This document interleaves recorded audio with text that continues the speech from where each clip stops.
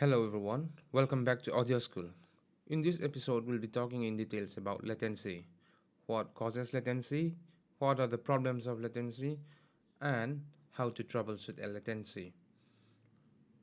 When it comes to latency, the first and the foremost thing you have to know is your digital audio signal chain. As you can see in this picture, you have your uh, analog signal coming to your microphone to your sound card that converts to that converts the analog signal to digital signal, which is plugged into your computer. Store them.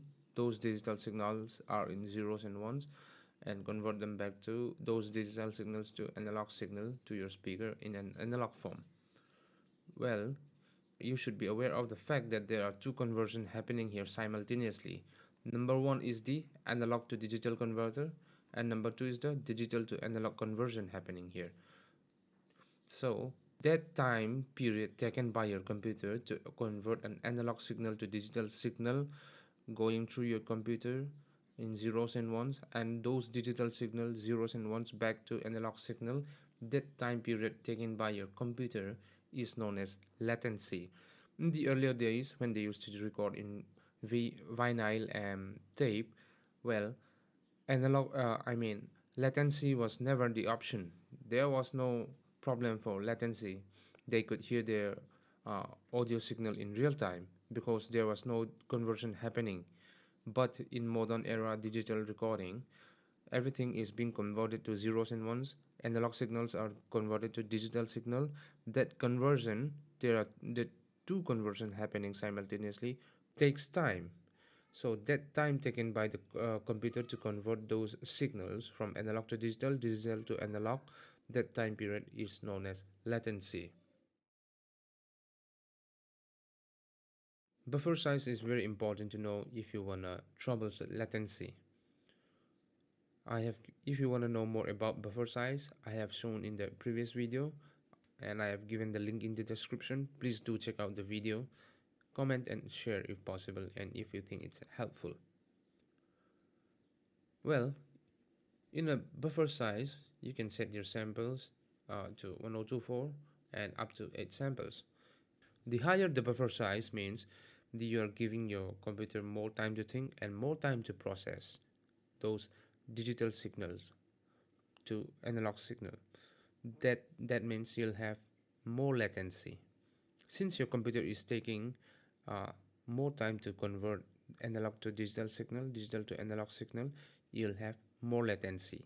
If you're setting your buffer size low, that means you're giving your computer less time to convert to analog signal to digital, digital to analog signal. That means you'll have low latency. Can adding plugins increases latency? This is one of the most common question I've been facing. Well, actually adding plugins doesn't increase any latency, but you must be aware of the fact that when you add plugins, you're giving your computer more load. As I have explained before, when it comes to higher buffer size, you're giving your computer more time to think. That means your computer will have more power, and you can surely add plugins because those plugins need those audio signal needs to go to those plugins, and your plugins will surely need some time, even maybe a fraction of a millisecond maybe, to process those signals. For example, here I have my EQ and my compressor on my inserts. My audio signal will surely come to the ins of my EQ and gets processed because my EQ have to need some time to process the signals, send them back to the ins of my compressor. My compressor will surely take some time to compress those signals and give them back. So if you're adding more plugins, then each and every plugins will take some time to process. Or uh, when it comes to the point where your computer can't handle each and every plugins, like it's too much for your computer to handle the signal, then your computer might start giving some crack sound, or your screen might freeze, or the worst case scenario you can have is your project might even crash down.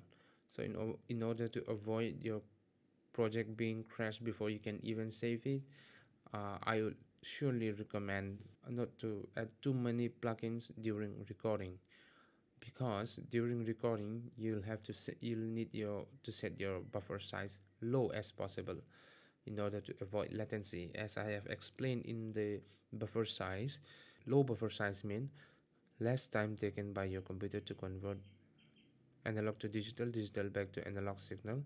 That means your during recording, since you need to listen to your voice or your instrument in real time, you need a very quick conversion. So you'll have to eventually you'll have to set your buffer size low, which will compromise with your plugins. But if you're setting your buffer size high, you can actually add plugins, because your computer will have more time to think, more time to process those signals. But since it's taking more time, then it will obviously have more latency. Well, if you find this video helpful, please do subscribe to my channel, share and comment.